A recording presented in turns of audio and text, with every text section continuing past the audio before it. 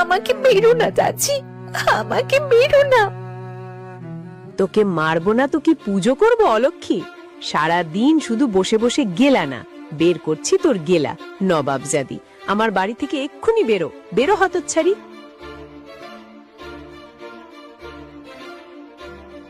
ও চাচি, তুমি আমার ছোট বোনটা কিভাবে মারছো কেন? ও তো কোনো দোষ করেনি। দোষ করেনি মানে? আমার মেয়ের শখের আয়নাটা ও ভাঙলো কেন? তোদের মতো অলক্ষী আপদ আমি আর আমার বাড়িতে রাখবো না। বের হ বলছি আমার বাড়ি থেকে। নিজেদের বাপ মাকে তো খেয়েছে, কদিন পরে আমাদের খাবে। যা দূর হ। এ বাড়ি তো আমার বাবা মায়ের গো চাচা, তুমি আমাদের কোথায় বের করে দিচ্ছ? আমরা কোথায় যাব? আমাদের তো কেউ নেই, কেউ নেই আমাদের। তোদের বাড়ি? এই বাড়ি তো এখন আমাদের। এ শেষ বাবা মায়ের বাড়ি রে? তোদের বাবা মা সব আমাদের নামে লিখে দিয়ে গেছে হতচ্ছাড়া। তোদের জায়গা এই বাড়িতে নেই। ওই যে বাড়ির পেছনে ভাঙা গোয়াল ঘরটা আছে, আজ থেকে তোরা ভাই বোন ওই গোয়াল ঘরে গিয়ে থাকবি। যা, চোখের সামনে থেকে দূর হ। বণিক আর বিমলা রাজু আর মালাকে বাড়ির পেছনের একটা ভাঙা গোয়াল ঘরে থাকতে বাধ্য করে।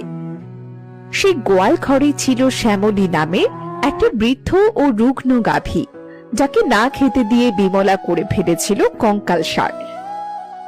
ভাইয়া, আমার খুব খিদে পেয়েছে রে। সকাল থেকে চাচি আমাকে একটু খেতে দেয়নি, উল্টো উল্টো শুধু মেরেই গেছে। আমার খুব কষ্ট হচ্ছে ভাইয়া। কাঁদিস না রে বোন, কাঁদিস না। তুই কাঁদলে যে আমার বুকটা ফেটে যায়। তুই এখানে একটু বস, আমি দেখছি কোথা থেকে কোনো একটু খাবার জোগাড় করতে পারি কিনা। তুই বস একটু।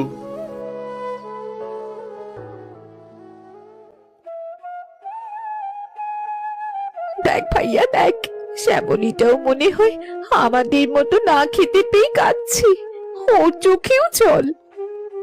আমাদের ভাগ্যটাই খারাপ রে শ্যামলী, যে চাচা চাচি আমাদের সব সম্পত্তি কেড়ে নিয়ে আমাদেরকে এই গোয়াল ঘরে ফেলে রেখেছে। তারা কি আর তোকে খেতে দেবে? দাঁড়া, আমি জঙ্গল থেকে তোর জন্য কিছু ঘাস আর আমার বোনের জন্য ফল নিয়ে আসি, কেমন? এভাবেই ভাই বোন সেই ভাঙা গোয়াল ঘরেই থাকতে শুরু করে। রাজু সারাদিন বাইরে মানুষের জমিতে কাজ করত, আর মালা গোয়াল ঘর পরিষ্কার করে বণিকের বাড়ির সব কাজ করে দিত। তবুও তাদের কপালে দুবেলা দুমুঠো ভাতও জুটত না।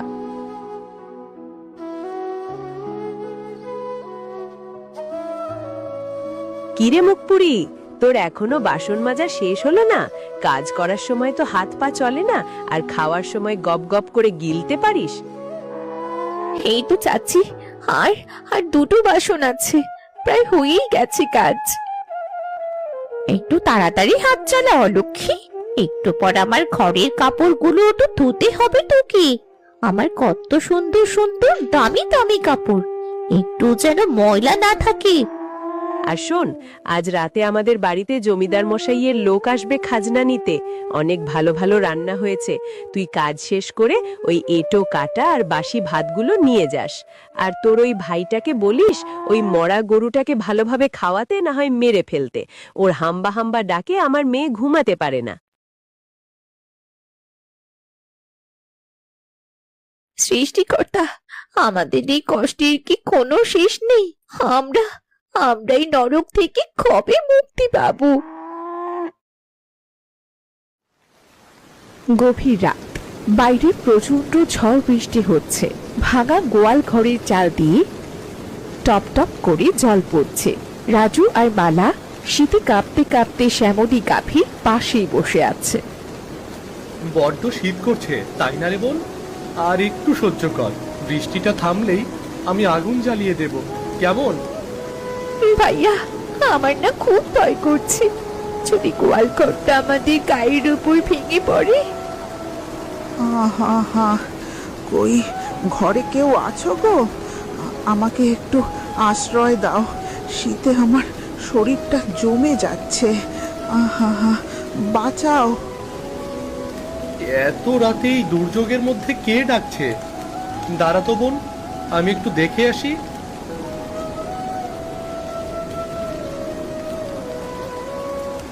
এ মা, ঠাকুমা, তুমি এই ঝড় বৃষ্টির রাতে এখানে কোথা থেকে এলে? ইস, তোমাকে তো দেখে মনে হচ্ছে খুবই অসুস্থ। এসো এসো এসো, ভেতরে এসো, ভেতরে এসো।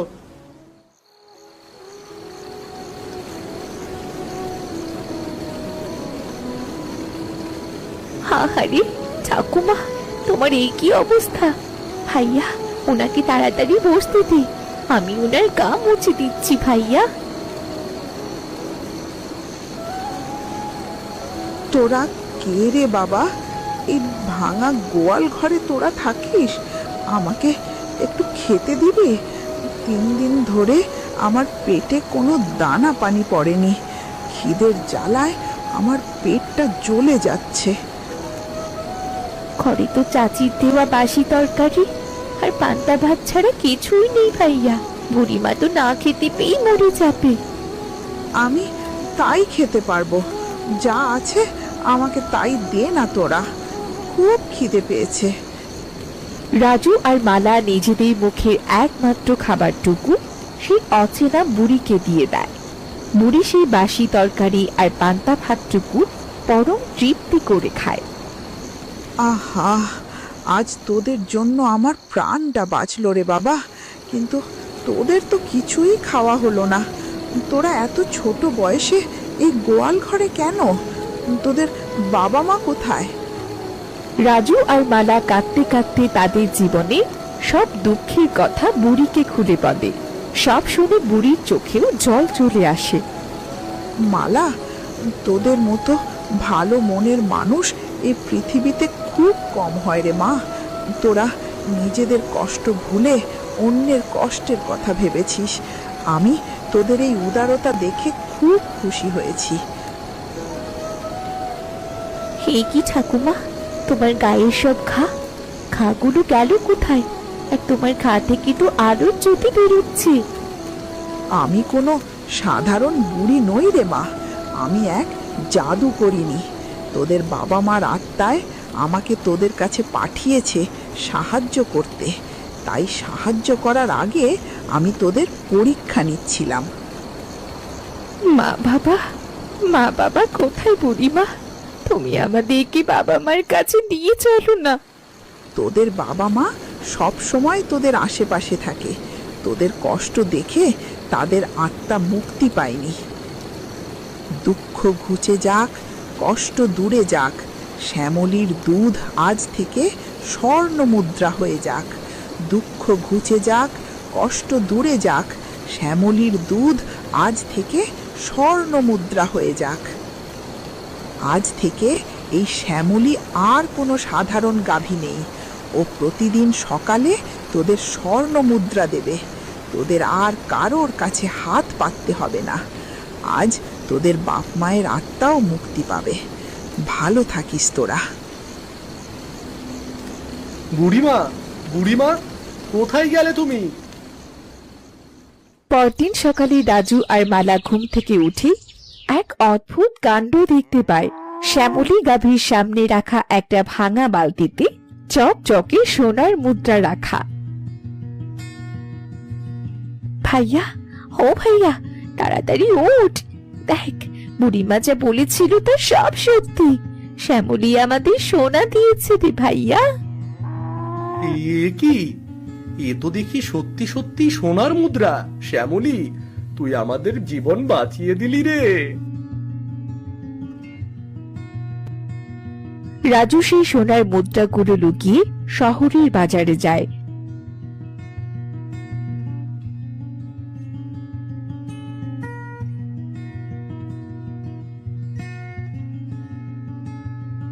সোনাগুলো বিক্রি করে সে অনেক টাকা পায়। সেই টাকা দিয়ে রাজু বাজার থেকে ভালো খাবার আর মালার জন্য নতুন জামা আর শ্যামলীর জন্য ভালো গোখাদ্য কিনে আনে।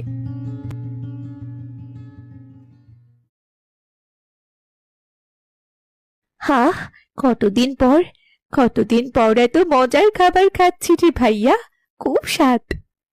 তুই পেট ভরে খাবন, পেট ভরে খা। আজ থেকে তোর আর আমার কোনো কষ্ট নেই। আমরা এই টাকা দিয়ে নতুন বাড়ি করব, অনেক দূরে চলে যাব, এই রাক্ষসদের কাছ থেকে, বুঝলি, অনেক দূরে চলে যাব। ঠিক সে সময় মণি যাচ্ছিল গোয়াল ঘরের পাশ দিয়ে। গোয়াল ঘর থেকে বিরিয়ানির গন্ধ পেয়ে সে সেখানে উকি মারে। এই তো দেখছি বিরিয়ানির গন্ধ। এই হতভাগাদের গোয়ালে বিরিয়ানি এলো কোথা থেকে? এ মা, এ আমি কি দেখছি গো? এই ছাইকুড়ানি আর ওর ভাই এত সুন্দর জামা কাপড় কোথায় পেল? আর এত দামি খাবার, এত দামি খাবারই ওদের দিলই নাকি? না না, খবরটা তো এক্ষুনি মাকে দিতে হবে।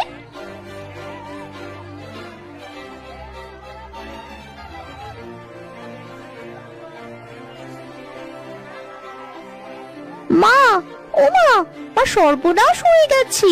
তুমি এখানে বসে পাঞ্চি পড়ছো, আর ওইদিকে অলক্ষী ভাই বোন গোয়াল ঘরে বসে নতুন জামা কাপড় পরে রাজার হালে বিরিয়ানি আর রোস্ট খাচ্ছি। কি আজে বাজে বকছিস তুই? ওই ভিখারি দুটো বিরিয়ানি পাবে কোথায়? আরে মা, আমি নিজের চোখে দেখে এলাম। মালার গায়ে তো দেখছি আমার থেকেও দামি জামা, আর রাজুর গায়ে নতুন জামা। নির্ঘাতরা আমাদের বাড়ির গয়নাগাটি চুরি করে বেচেছে মা। কি বলছিস কি তুই মনি? আমার বাড়ির গয়না চুরি করেছে ওই হতভাগাগুলো। আজই আমি ওদের ঘাড় ধাক্কা দিয়ে গ্রাম থেকে বের করব। মনি, গিয়ে ঘর থেকে সিন্দুকটা নিয়ে আরে আগে, দেখি হতচ্ছাড়াগুলো কি কি চুরি করেছে।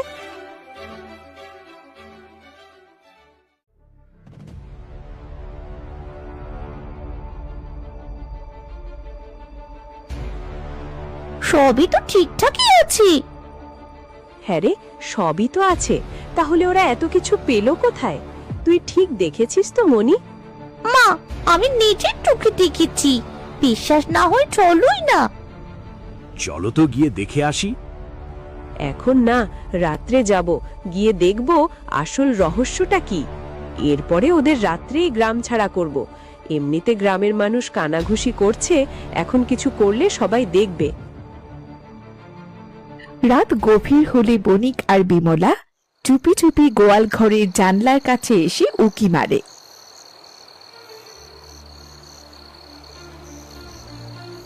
ভাইয়া, শ্যামলী তো আমাদের অনেক সোনা দিয়েছে। চলো শ্যামলীকে নিয়ে চলে যাই এখান থেকে। এই সোনাগুলো দিয়ে আমরা কাল শহরে গিয়ে একটা বড় বাড়ি কিনবো, আর এই পচা গ্রামে থাকবো না আমরা। ওরে বাবা রে বাবা, এ তো দেখছি সোনার খনি গো। ওই মরা গরুর দুধ থেকে সোনা বেরোচ্ছে। তাই তো বলি, এই হতভাগারা এত টাকা পেল কোথায়? কাল সকালেই এই জাদুর গরু আমি আমার ঘরে নিয়ে আসব, তারপর দেখি কে আমাকে আটকায়।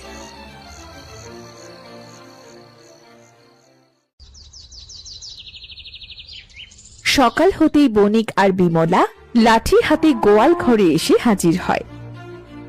এই হতভাগা বাঁদর, এই গরুর দুধ তোরা চুরি করে খাচ্ছিস তাই না? এই গরু তো আমার, আজ থেকে এই গরু আমার ঘরেই থাকবে। এ তুমি কি বলছো চাচা? এই গরু তো তুমি মরে যাবার জন্য গোয়াল ঘরে ফেলে রেখেছিলে। আমরা ওকে খাইয়ে দিয়ে বাঁচিয়ে তুলেছি। এই গরু আমরা তোমাদের দেব না, কিছুতেই দেব না।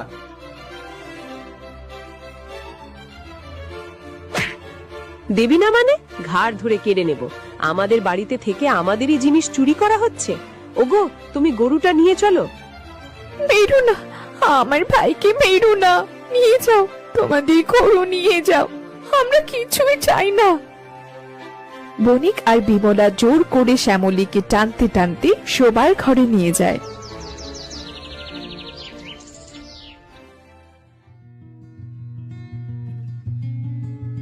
তাড়াতাড়ি দুধ দোয়ানো শুরু করো গো।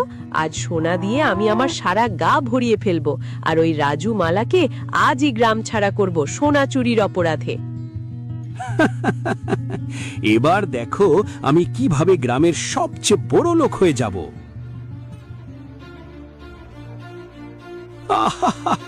ওরে বাবারে, পুড়ে গেল রে। কি গো বউ, সোনার বদলে ফুটন্ত কাদা কেন পড়ছে? ওরে বাবারে, এই গরুর ভেতর থেকে তো বিছে বেরোচ্ছে। ওরে বাঁচাও, আমাকে কামড়ে দিল রে। আহা, মরে গেলাম। কি হয়েছে মা? ওরে বাবা রে, এ তো দেখছি আমাদের ঘরটা গোয়াল ঘর হয়ে গেছে। ইস, কি গন্ধ!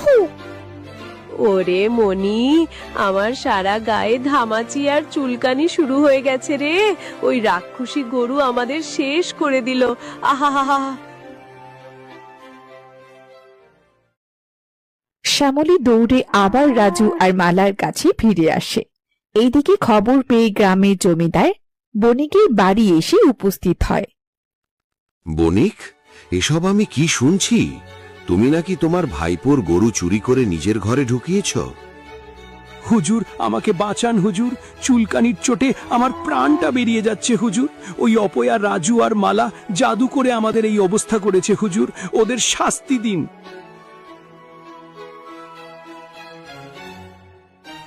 ওরা কোনো জাদু করেনি জমিদার মশাই, জাদু তো করেছি আমি। কে আপনি, আর বণিকের এই অবস্থার কারণ কি? আমি একজন জাদু করিনি।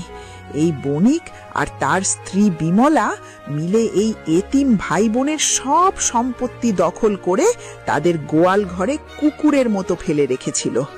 ওদের লোভ আর অহংকার আজ ওদের এই পরিণতি করেছে। যে গরুকে এরা খেতে না দিয়ে মরতে বসেছিল, সেই গরুর পেট থেকেই আমি এদের জন্য ফুটন্ত কাদা আর বিছে বের করেছি। এটাই এদের পাপের শাস্তি। বণিক, তুমি এত বড় প্রতারক!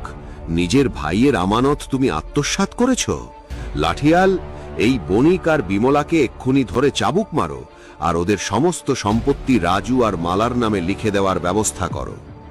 জি জমিদার মশাই।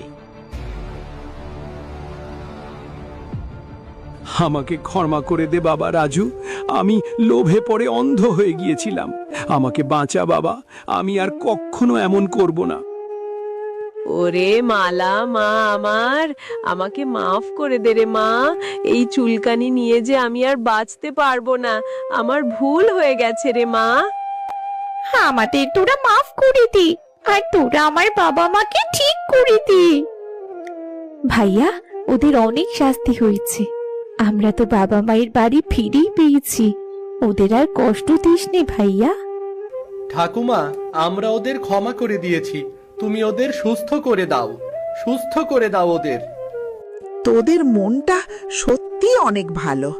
ঠিক আছে, আমি ওদের সুস্থ করে দিচ্ছি, কিন্তু আজ থেকে ওরা তোদের বাড়িতে থাকবে না। না বুড়িমা, আমাদের তো বাবা মা নেই, ওরা থাকুক আমাদের সাথে। তুই অনেক ভালো রে মালা। এরপর বণিক, বিমলা আর মণি তাদের ভুল বুঝে